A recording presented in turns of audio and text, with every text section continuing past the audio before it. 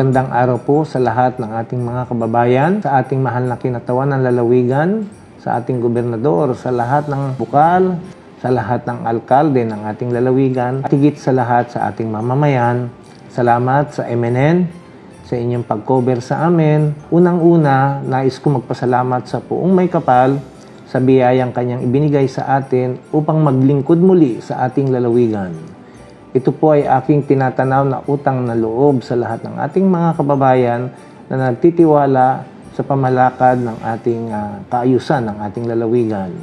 Bilang inyong vice-gobernador, mananatili po ang aking loyalty sa inyo, ang maglingkod ng tama at malinis para po sa ating lalawigan. Pangalawa, tayo po ay dapat manatiling nagkakaisa, nagmamahalan, at isulong ang tatlong prinsipyo. Unang-una, transparency, accountability, and good governance. Na lagi kong binabanggit, good governance, it is a fruit of righteous leadership based on the capacity of leader to act in accordance to what is moral and what is legal. Nawa ito ay mapanatili natin ang kabutihan at kababaang loob ng bawat mamamayang Marinduqueño.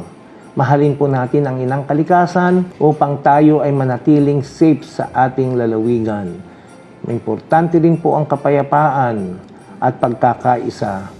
Naway sa darating na 2026, gampanan po natin ang mga role bilang isang Marinduqueño at gagampanan din po namin ang aming responsibilidad upang igiya ang ating lalawigan. Muli, ang pasasalamat sa inyong lahat mula sa aking pamilya ng Bacoro family. Salamat po at mahal namin kayong lahat.